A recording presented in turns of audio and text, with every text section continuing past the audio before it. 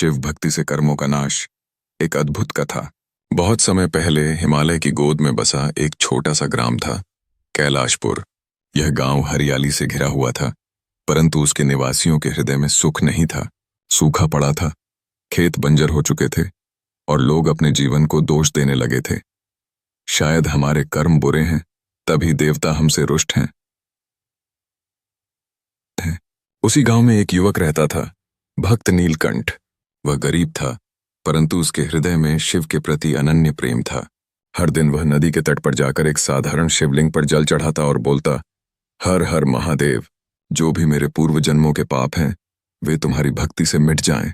नीलकंठ को गांव के लोग पागल कहते थे। कोई कहता कर्म से मुक्ति नहीं मिलती, कोई कहता केवल पूजा करने से जीवन नहीं चलता।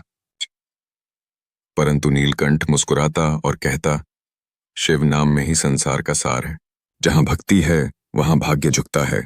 पिछले जन्म का कर्म बंधन। एक दिन नीलकंठ को एक अजीब सपना आया। उसने देखा कि वह किसी पुराने नगर में राजा था। उस नगर में उसने अत्याचार किए थे, गरीबों का धन छीन लिया था और अहंकार में डूब गया था। उसी अहंकार के कारण उसका राज्य नष्ट हुआ और वह मारा गया। जागते ही नीलकंठ ने शिवलिंग के सामने रोते हुए कहा, हे भोलेनाथ, यदि यह मेरा सत्य है तो मेरे कर्मों का भार तुम ही हर सकते हो।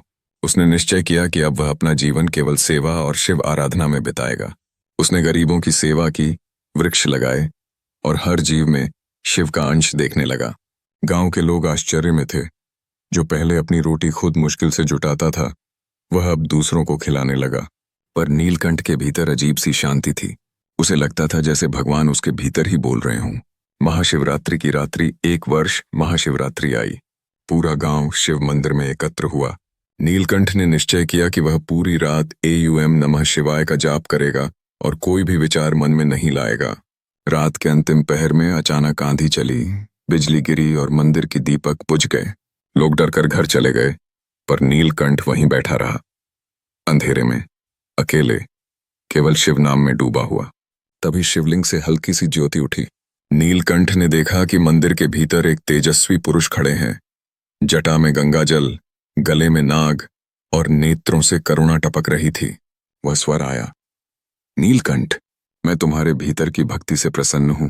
तुम्हारे कर्म अब तुम्हें बांध नहीं सकते। नीलकंठ कांप गया। हे प्रभु, क्या सचमुच मेरे पाप मिट गए? भोलेनाथ मुस्कुराए। कर्म कभी मिटते नहीं, वे रूप बदलते हैं, परंतु भक्ति उन्हें जला देती है जैसे अग्नि घास को। अब तुम कर्म बंधन से मुक्त हो, क्योंकि तुम्हारे मन में अब अहंकार नहीं है। शिव की परीक्षा प्रभु ने यह कहकर विलीन हो गए। अगले दिन नीलकंठ को लगा कि उसकी परीक्षा शुरू हो गई है। पहले उसका घर जल गया, फिर उसके पशु मर गए और अंत में लोग भी उससे दूरी बनाने लगे। गांव वाले बोले, देखो, यह तो शिव भक्त बनकर पापों का दंभ कर रहा था, अब शिव ने ही इसे दंड दिया। पर नीलकंठ फिर भी हंसा और बोला, जो कुछ खोता है वह मुझे शिव के और निकट लाता है।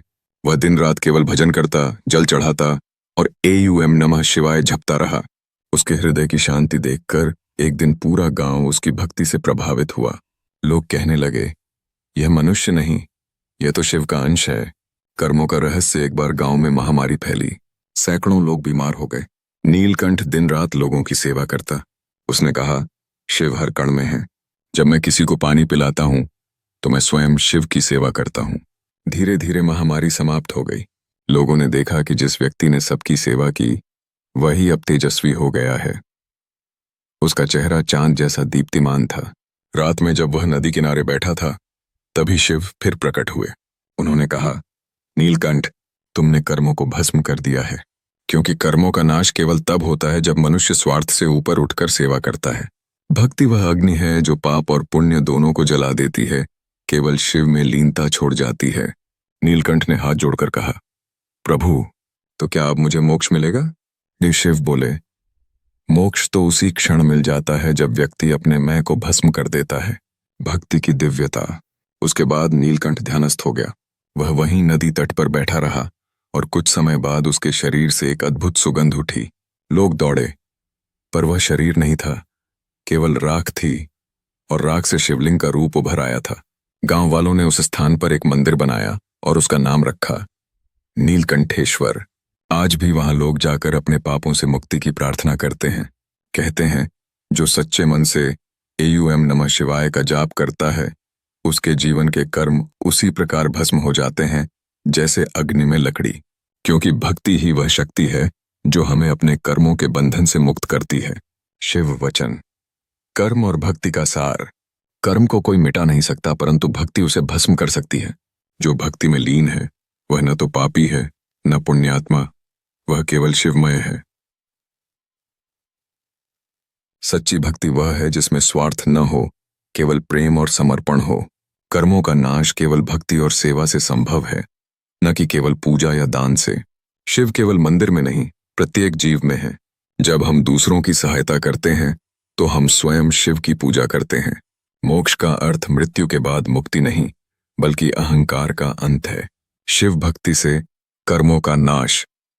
सारांश भक्त नीलकंठ की कहानी हमें यह सिखाती है कि किसी भी व्यक्ति के जीवन में भले ही अतीत के पाप हों, परंतु यदि वह सच्चे मन से भगवान शिव की भक्ति करता है तो उसके सारे कर्म भस्म हो जाते हैं। बेसरिगित्य है।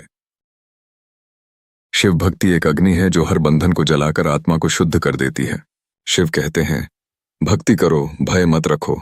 जो मेरा नाम लेता है उसके कर्म भी मेरे हो जाते हैं। नीलकंठ का शरीर तो पंच तत्व में विलीन हो गया था, पर उसकी आत्मा ने लोक के कल्याण का व्रत लिया था। जिस स्थान पर उसका शरीर भस्म हुआ था, वहां एक दिव्य शिवलिंग उत्पन्न हुआ और उसकी ज्योति से चारों दिशाओं में प्रकाश फैल गया। गांव के लोग कहते हैं कि उस रात नीलकंठेश्वर मंदिर से घंटियों की ध्वनि अपने आप गूंजने लगी। आकाश में बिजली नहीं थी, फिर भी मंदिर के ऊपर नीले रंग की आभा छा गई थी, मानो स्वयं शिव उस स्थान को आशीर्वाद दे रहे हों। भक्ति की सुगंध से परिवर्तित गांव। धीरे धीरे कैलाशपुर गांव की धरती बदलने लगी। जहां पहले सूखा था वहां अब हरियाली फैल गई। नदी का जल निर्मल हो गया, पशु स्वस्थ हो गए और लोगों के हृदयों से भय मिट गया। गांव के बुजुर्ग बोले, यह नीलकंठ की भक्ति का प्रताप है। उसने जो शिव भक्ति की, उसका फल अब हम सबको मिल रहा है। हर घर में अब एयूएम नमः शिवाय की गूंज होने लगी। लोगों ने कर्म से भागना छोड़ दिया, अब वे उसे शिव की सेवा मानने लगे। कोई खेत में हल चलाता तो कहता, यह भी शिव का यज्ञ है। कोई रोगी की सेवा करता तो कहता, यह भी भोलेनाथ की पूजा है। इस प्रकार नीलकंठ की भक्ति एक संप्रदाय नहीं, बल्कि संस्कार बन गई। एक नया जीवन, साधु का आगमन। वर्षों बीत गए।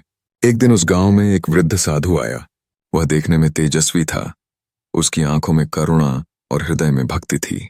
वह हर सुबह नीलकंठेश्वर मंदिर में जाकर जल चढ़ाता और घंटों ध्यान करता। एक दिन किसी ने पूछा, बाबा, आप कहां से आए हैं? क्या आप कोई योगी हैं? साधु मुस्कुराए, मैं वही हूं जो कर्मों में बंधा था और भक्ति में मुक्त हुआ था। नीलकंठ का शरीर गया, पर उसकी आत्मा यहां लौट आई, लोगों को याद दिलाने के लिए कि भक्ति कभी समाप्त नहीं होती। गांव वाले स्तब्ध रह गए।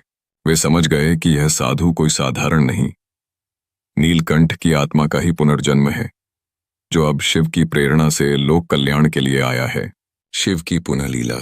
एक रात साधु ने स्वप्न देखा कि कैलाश पर्वत पर स्वयं भगवान शिव और माता पार्वती प्रकट हुए हैं। भोलेनाथ ने कहा, तुम्हारे भीतर की भक्ति ने तुम्हारे सारे जन्मों के कर्मों को भस्म कर दिया है।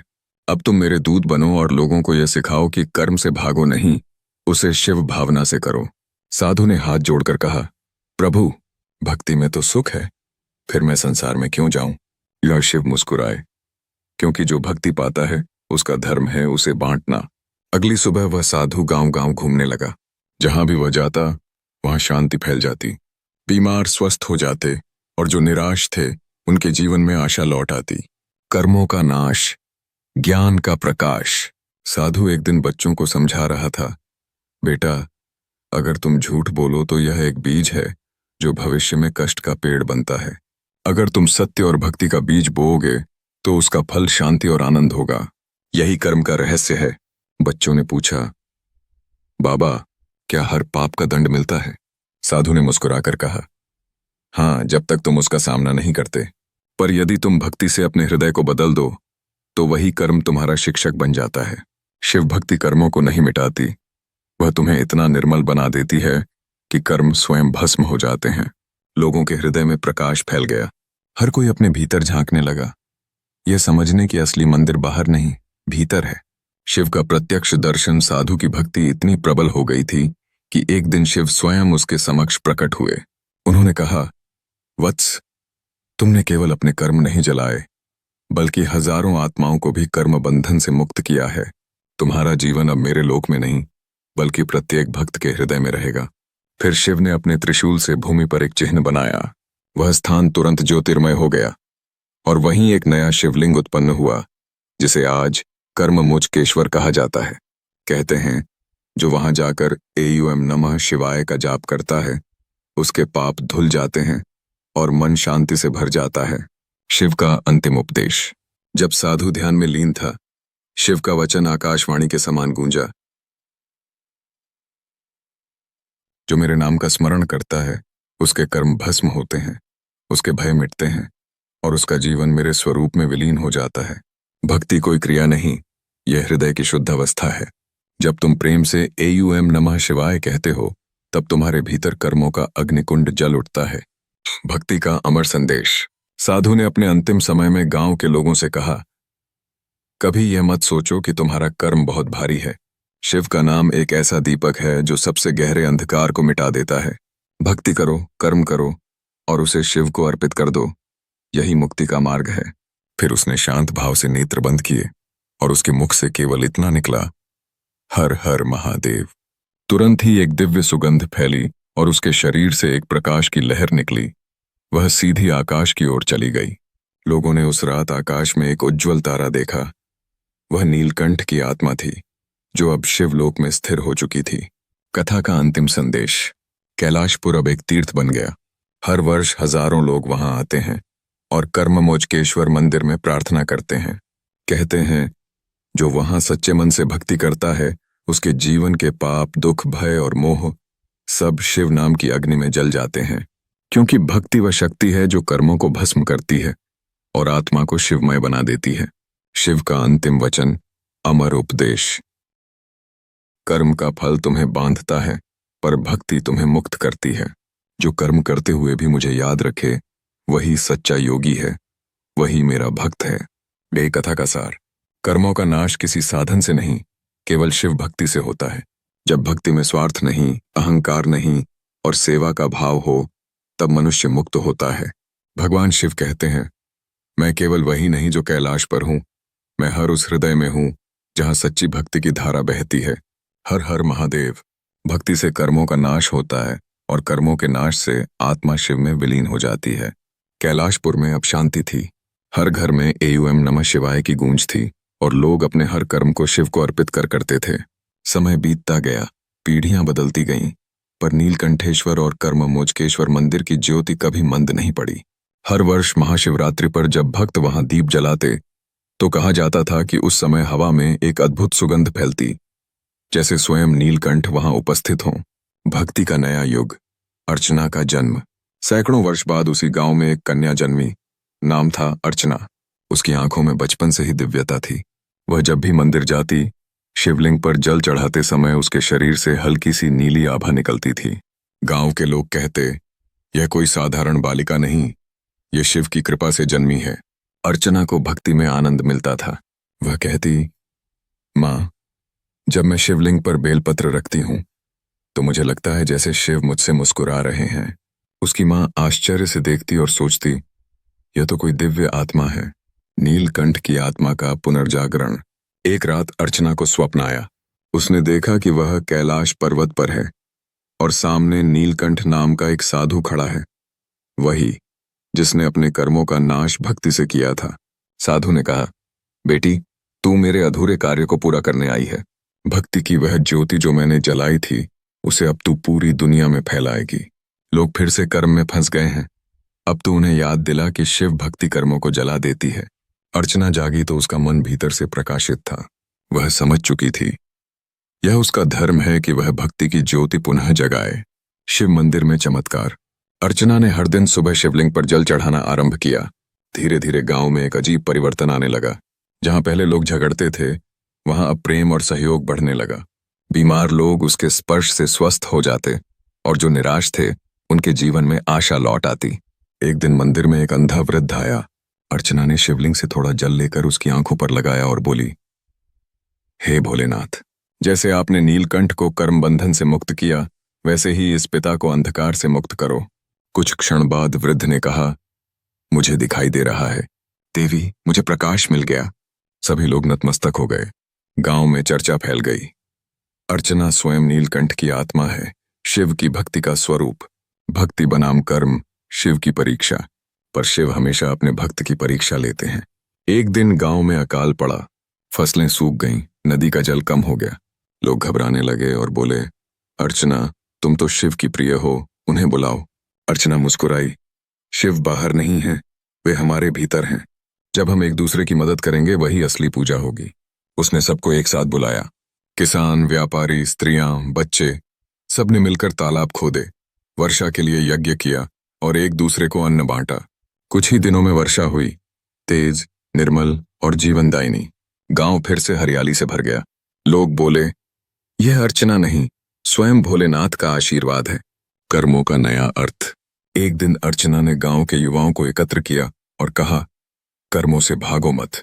जो कार्य प्रेम से किया जाए वह शिव की पूजा बन जाता है, और जो कार्य अहंकार से किया जाए वह बंधन बन जाता है। भक्ति का अर्थ है कर्म को त्यागना नहीं, उसे शिव भाव से करना। युवक बोले, तो क्या कर्म ही मुक्ति है? जी, अर्चना ने कहा, हाँ, जब कर्म में मैं नहीं होता तब वही मुक्ति बन जाता है। उस दिन से कैलाशपुर में हर व्यक्ति अपने कर्म को शिव को अर्पित करने लगा। कोई मिट्टी खोदता तो बोलता, हर हर महादेव। कोई बच्चे पढ़ाता तो कहता, यह भी शिव सेवा है। गांव का वातावरण भक्ति और आनंद से भर गया। अर्चना का अंत और अमृतत्व। वर्षों बाद जब अर्चना वृद्ध हो चुकी थी, एक रात उसने शिवलिंग के सामने ध्यान लगाया। धीरे धीरे मंदिर में ज्योति फैली और उसने कहा, हे भोलेनाथ, अब मेरा कार्य पूरा हुआ। नीलकंठ की ज्योति मैंने फिर जगाई, अब मुझे अपने चरणों में स्थान दो। मंदिर में ओंकार की ध्वनि गूंज उठी, एवं नमः शिवाय, एवं नमः शिवाय।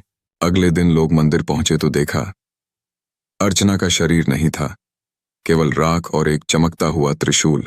त्रिशूल के पास एक पंक्ति लिखी थी, भक्ति से कर्मों का नाश होता है और प्रेम से संसार प्रकाशित होता है। गांव वाले रो पड़े।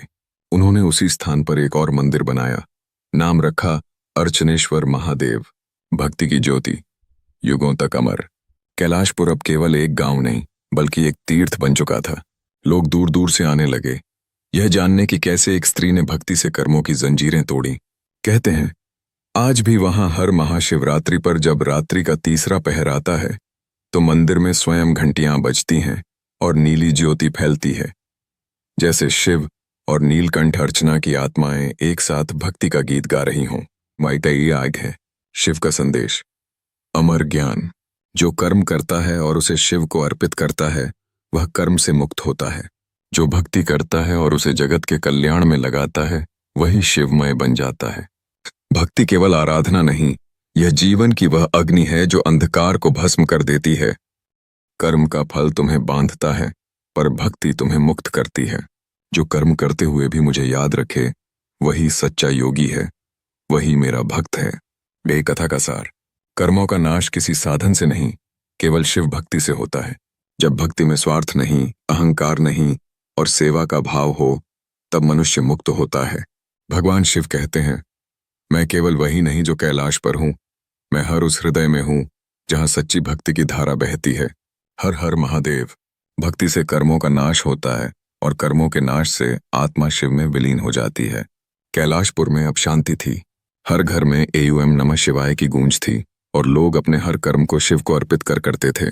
समय बीतता गया, पीढ़ियां बदलती गईं, पर नीलकंठेश्वर और कर्ममोचकेश्वर मंदिर की ज्योति कभी मंद नहीं पड़ी।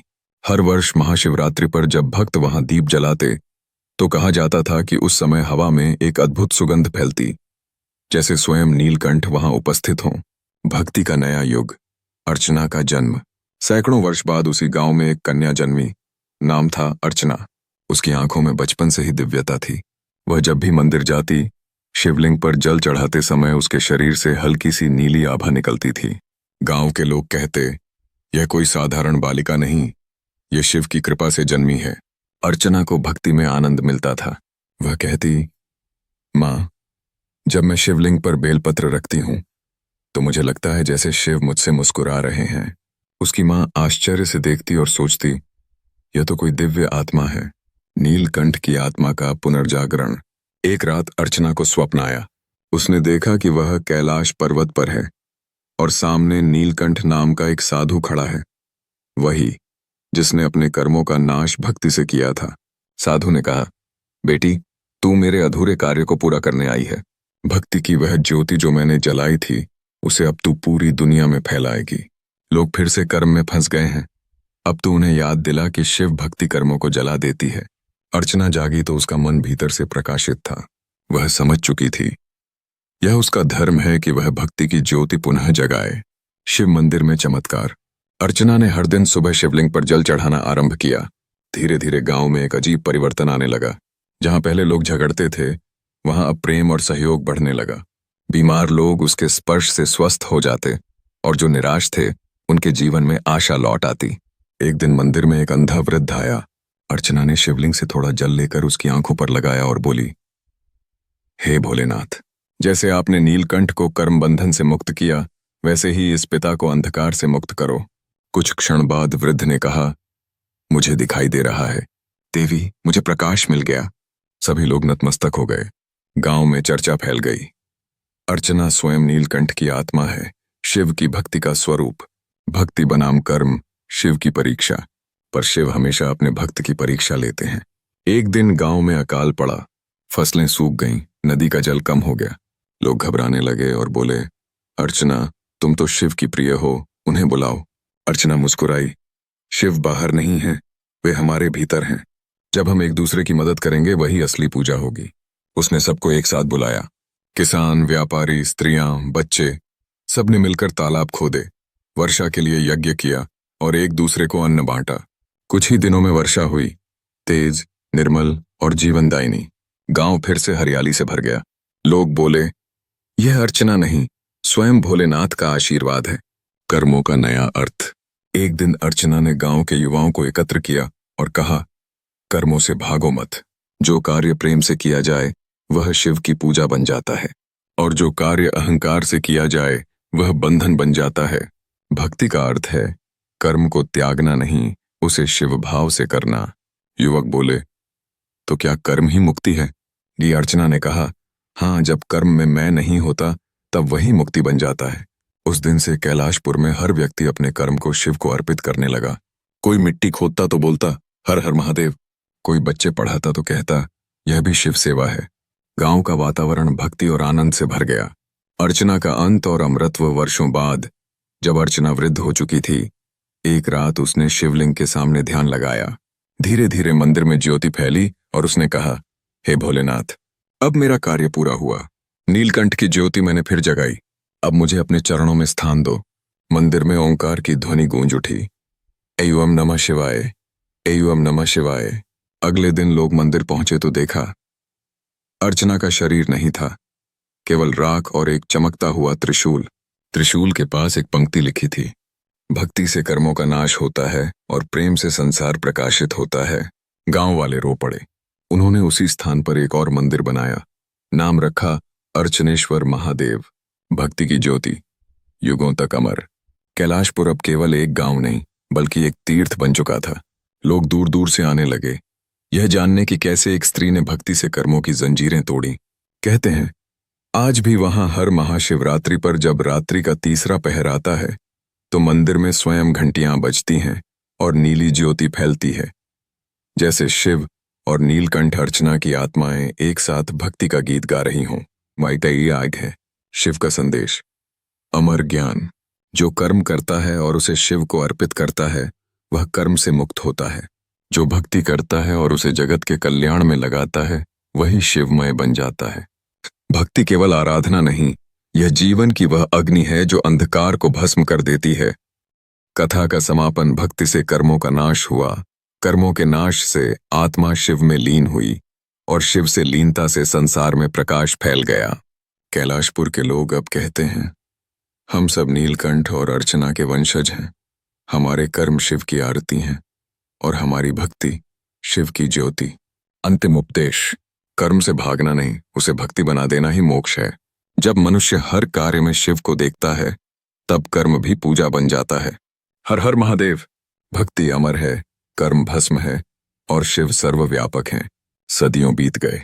कैलाशपुर अब एक महान तीर्थ बन चुका था। अर्चना और नीलकंठ की स्मृति केवल कथा नहीं रही, वह अब एक परंपरा बन गई थी। हर मनुष्य अपने कर्म को शिव को समर्पित कर जीवन जीता था। परंतु समय का चक्र घूमता है। भक्ति के युग के बाद आता है भ्रम का युग। भक्ति में विचलन। धीरे धीरे लोगों में भक्ति की जगह दिखावा आने लगा। मंदिरों में भीड़ बढ़ी पर हृदय खाली हो गए। लोग एयूएम नमः शिवाय तो बोलते थे पर उसके अर्थ को भूल गए थे। अब लोग पूछते, शिव हमें क्या देंगे? लो भक्ति प्राप्ति का साधन बन गई, न कि समर्पण का भाव। कैलाशपुर की भूमि जो कभी प्रकाश से भरी थी अब पुनः अंधकार में डूबने लगी। नदियां सूखने लगीं, लोग एक दूसरे से ईर्ष्या करने लगे। शिवलोक में यह दृश्य देखकर माता पार्वती ने कहा, स्वामी, क्या यह वही भूमि नहीं जहां आपकी भक्ति से कर्मों का नाश हुआ था? शिव ने नेत्र बंद किए और बोले, हाँ पार्वती, पर जब भक्ति में अहंकार आ जाता है तब कर्म फिर से जन्म लेते हैं। अब इस अंधकार को मिटाने के लिए भक्ति की ज्योति फिर धरती पर उतरेगी। शिव की आज्ञा। भक्ति का अवतरण। भोलेनाथ ने अपने डमरू से एक दिव्य नाद उत्पन्न किया। धिन धिन धिन धिन। उस नाद से एक प्रकाश किरण निकली जो पृथ्वी की ओर बढ़ी। वह प्रकाश कैलाशपुर के मंदिर के शिवलिंग में प्रवेश कर गया। अगली ही सुबह उसी मंदिर के पास एक बालक जन्मा। उसका नाम रखा गया आर्यन। उसकी आंखों में गहरा नीलापन था, मानो शिव का आभास हो। जन्म के साथ ही उसके हाथों में एयूएम का चिन्ह प्रकट हुआ। गांव के पुजारी बोले, यह कोई सामान्य बालक नहीं, यह तो स्वयं भक्ति का अवतार है। आर्यन का बचपन। शिव से संवाद। आर्यन जब 5 वर्ष का था वह मंदिर में बैठा रहता और शिवलिंग से बातें करता। एक दिन उसकी मां ने पूछा, बेटा तुम अकेले किससे बातें करते हो? वह बोला, मां, मैं अकेला नहीं हूं, भोलेनाथ मुझसे बात करते हैं। वे कहते हैं कि मुझे लोगों को भक्ति का सही अर्थ सिखाना है, क्योंकि लोग अब पूजा तो करते हैं पर प्रेम नहीं रखते। धीरे धीरे उसकी बातें गांव में प्रसिद्ध हो गईं। लोग उसे देखने आने लगे और जब वह एयूएम नमः शिवाय बोलता तो आसपास की हवा तक बदल जाती थी। लोग कहते, इसकी आवाज में शिव की शक्ति है। भक्ति का पुनर्जागरण। जैसे जैसे आर्यन बड़ा हुआ उसकी भक्ति बढ़ती गई। उसने कहा, शिव केवल मंदिरों में नहीं है, शिव हर उस हृदय में है जहां प्रेम है, करुणा है और सेवा है। जो भूखे को अन्न दे वह भी शिव का भक्त है, जो सत्य बोले वह भी शिव का साधक है। उसने गांव में एक स्थान बनाया जहां कोई पूजा नहीं होती थी, केवल सेवा होती थी। वहां रोगियों का उपचार होता, बच्चों को शिक्षा मिलती और सब मिलकर भजन गाते, हर हर महादेव। यह देखकर लोग फिर बदलने लगे। कैलाशपुर में एक बार फिर भक्ति की ज्योति जल उठी। शिव का प्रत्यक्ष आशीर्वाद। एक दिन महाशिवरात्रि आई। आर्यन ने पूरे गांव के साथ जलाभिषेक किया। रात के तीसरे पहर में उसने देखा मंदिर के शिवलिंग से दिव्य ज्योति निकल रही है और उस ज्योति से शिव और पार्वती प्रकट हुए हैं। भोलेनाथ बोले, वत्स आर्यन, तुमने वही कार्य पूरा किया जो नीलकंठ और अर्चना ने आरंभ किया था। अब तुम्हारी भक्ति केवल कैलाशपुर तक नहीं बल्कि पूरे जगत तक जाएगी। आर्यन ने नतमस्तक होकर कहा, प्रभु, मैं कैसे करूंगा यह कार्य? शिव ने मुस्कुराकर कहा, जहां जहां लोग शिव नाम का उच्चारण करेंगे वहां तुम्हारी आत्मा उन्हें प्रेरित करेगी। भक्ति अब किसी धर्म या स्थान की नहीं बल्कि संपूर्ण मानवता की शक्ति बन जाएगी। भक्ति का प्रसार। शिव ऊर्जा का जागरण। आर्यन ने अपने जीवन का उद्देश्य बना लिया, शिव भक्ति को विश्व तक पहुंचाना। वे उसने यात्राएं की, पहाड़ों से लेकर समुद्रों तक गया। जहां भी वह गया वहां उसने शिव का एक ही संदेश दिया, कर्म करो पर उसमें अहंकार मत रखो, भक्ति करो पर उसमें स्वार्थ मत रखो। जो हर प्राणी में शिव को देखता है वही मुक्त है। वह धीरे धीरे उसकी वाणी से प्रभावित होकर देश विदेश में लोग एयूएम नमः शिवाय का जाप करने लगे। विभिन्न संस्कृतियों के लोग अलग भाषाओं में पर एक ही भावना से शिव को पुकारने लगे। शिव का नाम अब सीमाओं से परे था। वह ऊर्जा, प्रेम और करुणा का प्रतीक बन चुका था। शिव का वैश्विक आशीर्वाद। एक रात आर्यन ध्यान में लीन था। तभी शिव प्रकट हुए और बोले, वत्स, तुम्हारी भक्ति अब मेरे स्वरूप का विस्तार बन गई है। अब तू नहीं, तेरी भक्ति बोलेगी। जो कोई एयूएम नमः शिवाय कहेगा उसमें तेरी आत्मा की ज्योति प्रवाहित होगी। और उसी क्षण आर्यन का शरीर प्रकाश में बदल गया। उस प्रकाश से अनगिनत किरणें निकलीं और पूरी पृथ्वी पर फैल गईं। कहा जाता है उसी दिन से दुनिया में शिव ऊर्जा का जागरण हुआ। आज का युग, भक्ति की अमर विरासत। आज भी जब कोई सच्चे मन से शिव का नाम लेता है तो उस ऊर्जा में नीलकंठ की तपस्या, अर्चना की करुणा और आर्यन की सेवा, तीनों की शक्ति प्रवाहित होती है। कैलाशपुर अब एक विश्व तीर्थ बन चुका है। वहां एक विशाल शिलालेख है जिस पर लिखा है, भक्ति से कर्मों का नाश होता है, कर्म से सेवा जन्म लेती है और सेवा से शिवत्व की प्राप्ति होती है। शिव का अंतिम संदेश, युगों के लिए अमर वचन। मैं मंदिर में नहीं, हृदय में हूं। मैं नाम में नहीं, भावना में हूं। जो कर्म करता है पर उसे शिव को समर्पित करता है, वही मेरे समीप है। भक्ति कोई मार्ग नहीं, यह स्वयं गंतव्य है। जब मनुष्य मुझे प्रेम से पुकारता है तब उसके सभी जन्मों के कर्म अग्नि में जल जाते हैं और वह मेरे स्वरूप में विलीन हो जाता है। कथा का सार, शिव भक्ति का शाश्वत सत्य। शिव भक्ति कभी समाप्त नहीं होती, वह रूप बदलकर चलती रहती है। कर्मों का नाश केवल तब होता है जब भक्ति निष्काम और निष्कलंक हो। भक्ति का अर्थ केवल पूजा नहीं, यह जीवन जीने का मार्ग है। जब भक्ति संसार में प्रेम बन जाती है तब समस्त पृथ्वी शिवमय हो जाती है। हर हर महादेव। भक्ति अमर है, कर्म नश्वर है और शिव सदा शाश्वत है। सदियों बीत गए, कैलाशपुर अब विश्व का केंद्र बन चुका था। लोग कहते थे यह वह भूमि है जहां कर्म जलते हैं और आत्मा शिव से मिलती है। हर दिशा से लोग वहां आते, ध्यान करते और एयूएम नमः शिवाय का जाप करते। आर्यन का शरीर भले ही प्रकाश में विलीन हो गया था, पर उसकी आत्मा की ऊर्जा हर उस व्यक्ति में प्रवाहित होने लगी थी जो सच्चे मन से भक्ति करता था। यह ऊर्जा धीरे धीरे पूरे विश्व में फैलने लगी, हर हृदय में, हर देश में, हर धर्म में। विश्व में शिव ऊर्जा का विस्तार एक दिन हिमालय के ऊपर आकाश में एक रहस्यमय नीला प्रकाश दिखाई दिया। वह प्रकाश धीरे धीरे धरती के चारों ओर घूमने लगा। जहां जहां वह गया वहां के लोगों के हृदय से घृणा मिट गई और प्रेम उमड़ आया। युद्ध बंद हो गए, लोगों ने हथियार छोड़कर एक दूसरे के हाथ थाम लिए। धर्म, जाति, भाषा, सब सीमाएं धीरे धीरे विलीन होने लगीं। हर कोई कहने लगा हम सब शिव के अंश हैं। राज्य और राष्ट्र अब सेवा और करुणा पर आधारित हो गए। धरती की हवा निर्मल हो गई, पेड़ फिर से फल देने लगे, नदियां पवित्र हो उठीं। यह परिवर्तन किसी नियम से नहीं, भक्ति की शक्ति से आया था। शिव का पुनः अवतरण। विश्व के मध्य में एक पूर्णिमा की रात, जब पूरा संसार शांत था, अचानक आकाश से एक नाद उठा, एयूएम नमः शिवाय, एयूएम नमः शिवाय। वह नाद इतना गहरा था कि धरती हिल उठी और कैलाश पर्वत से एक दिव्य प्रकाश उतरने लगा। वह प्रकाश मानव रूप में परिवर्तित हुआ, स्वयं महादेव का दिव्य अवतार।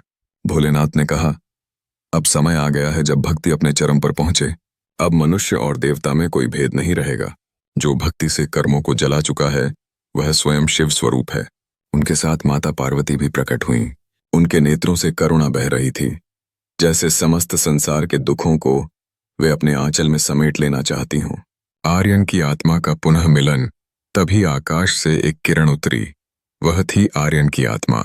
उसने शिव और पार्वती के चरणों में प्रणाम किया। भोलेनाथ बोले, वत्स, तूने जो भक्ति का बीज बोया था, अब वह वृक्ष बनकर संपूर्ण ब्रह्मांड को छांव दे रहा है। अब तू शिवलोक में मेरे समीप रहेगा और तेरी आत्मा हर भक्त को प्रकाश देगी। आर्यन ने विनम्र स्वर में कहा, प्रभु, अब तो पृथ्वी शिवमय हो चुकी है, क्या अब अंधकार कभी लौटेगा? भोलेनाथ मुस्कुराए, जहां प्रेम रहेगा वहां अंधकार का अस्तित्व नहीं होगा, परंतु जब मनुष्य भक्ति को भूल जाएगा तब पुनः किसी आर्यन, किसी नीलकंठ या किसी अर्चना को आना होगा। शिवलोक की धरती शिव ने त्रिशूल उठाया और कहा, अब यह भूमि शिवलोक की छाया बन जाएगी। यहां पाप नहीं टिकेगा, कर्म बंधन नहीं रहेगा और हर आत्मा मुक्त होगी। फिर उन्होंने अपने त्रिशूल से भूमि को स्पर्श किया। तुरंत पृथ्वी पर एक दिव्य कमल खिला। उस कमल की पंखुड़ियों से नीली आभा निकली और चारों दिशाओं में फैल गई। धरती पर हर ओर मंत्र गूंज उठा, एयूएम नमः शिवाय, हर हर महादेव। अब हर मनुष्य एक दूसरे में शिव को देखने लगा।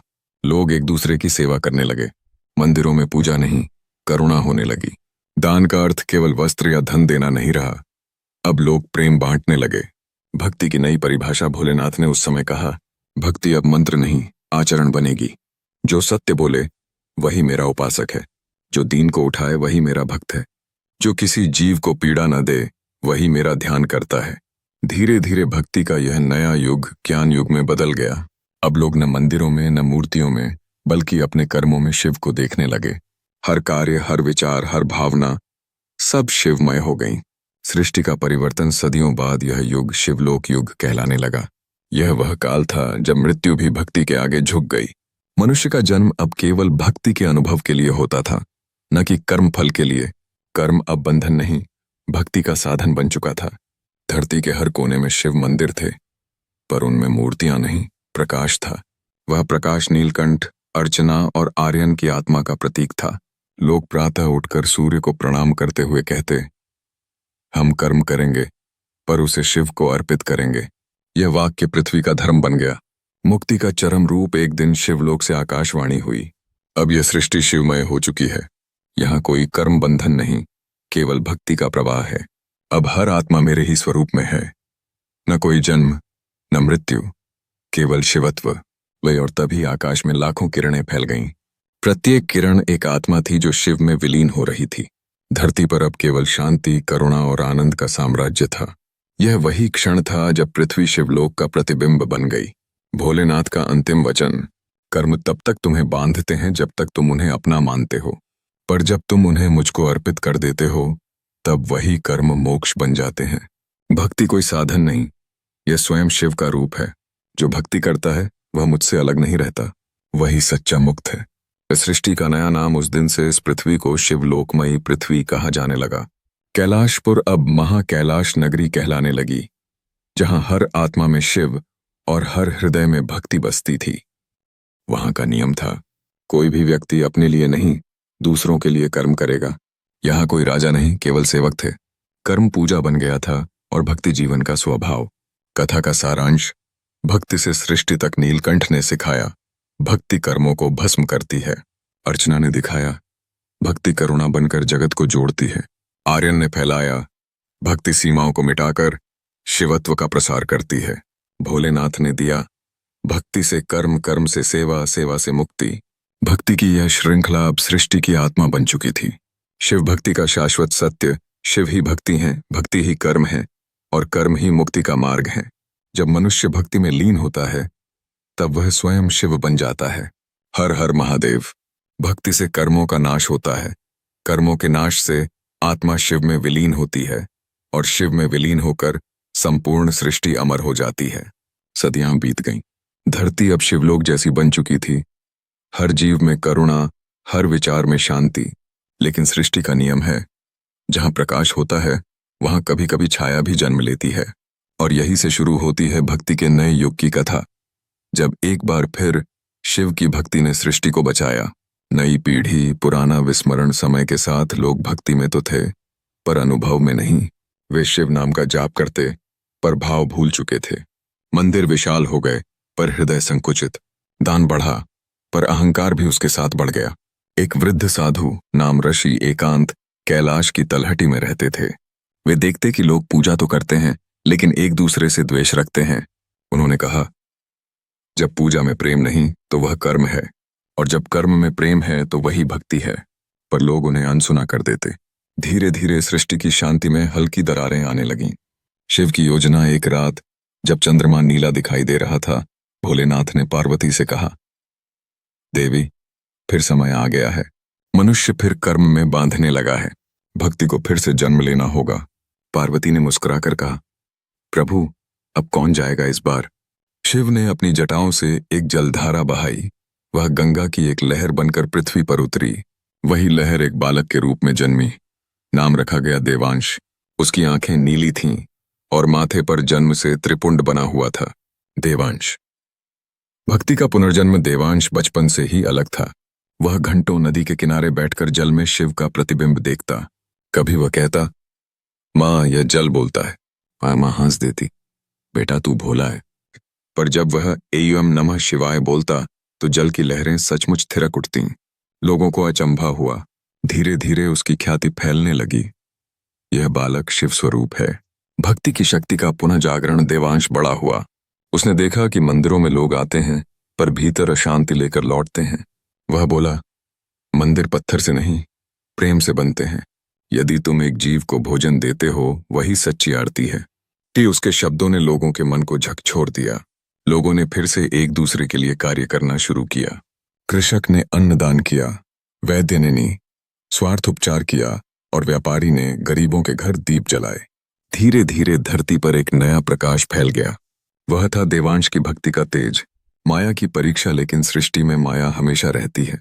देवांश के आसपास कुछ लोग ऐसे भी थे जिन्हें उसकी प्रसिद्धि से ईर्ष्या थी। वे बोले, यह बालक कोई सिद्ध नहीं, बस भ्रम फैलाता है। कर्म ही सर्वोपरि है, भक्ति केवल आलस्य है। देवांश मुस्कुराया और कहा, कर्म ही पूजा है, पर जब उसमें अहंकार जुड़ जाए तो वह पाप बन जाता है। मैं कर्म का विरोध नहीं करता, मैं स्वार्थ का अंत चाहता हूं। फिर उसने अपनी हथेली खोली। उसके भीतर से नीली अग्नि निकली, शिव ज्योति। उसने कहा, यह अग्नि कर्मों को नहीं जलाती, बल्कि उनके पीछे छिपे अहंकार को भस्म करती है। लोग नतमस्तक हो गए। शिव दर्शन। एक दिन देवांश हिमालय पहुंचा। वहां बर्फ के बीच उसे एक गुफा मिली, जहां भीतर शिवलिंग स्वयं प्रकट था। वह ध्यान में बैठा और बोला, हे भोलेनाथ, भक्ति को फिर से अमर बना दो। गुफा में प्रकाश हुआ। शिव प्रकट हुए, मुस्कुराकर बोले, वत्स, तू मेरी ज्योति है। जब भी सृष्टि में लोग भक्ति को भूलेंगे, तू उनके हृदय में पुनः जन्म लेगा। कर्म और भक्ति में संतुलन तू ही स्थापित करेगा। देवांश ने प्रणाम किया, प्रभु, मैं तब तक जन्म लेता रहूंगा जब तक हर हृदय शिवमय न हो जाए। भक्ति की नई धारा। देवांश ने अपने जीवन में लोगों को एक ही वाक्य सिखाया, भक्ति केवल नमस्कार नहीं, यह उस क्षण की अनुभूति है जब मन में कोई स्वार्थ नहीं रहता। उसकी वाणी इतनी मधुर थी कि जहां भी वह बोलता, वहां शिव का स्पर्श महसूस होता। धीरे धीरे उसने एक आश्रम बनाया। नाम रखा अनंत शिव आश्रम। वहां आने वाला हर व्यक्ति अपना दुख भूल जाता और नई चेतना से भर जाता।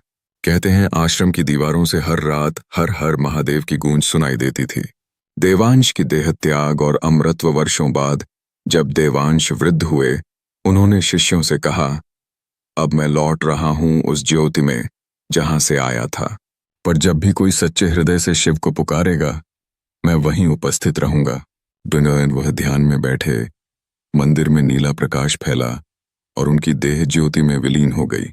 शिष्यों ने देखा, उस स्थान पर केवल एक शिवलिंग था जिस पर स्वयं AUM लिखा हुआ था। वह स्थान देवांशेश्वर कहलाया। संदेश, भक्ति का अनंत प्रवाह। अब भी जब कोई सच्चे मन से AUM नमः शिवाय बोलता है, तो कहा जाता है कि देवांश की आत्मा उसके चारों ओर नीली आभा बनकर घूमती है। वह वही ऊर्जा है जो नीलकंठ, अर्चना और आर्यन से होकर अब तक प्रवाहित होती आई है।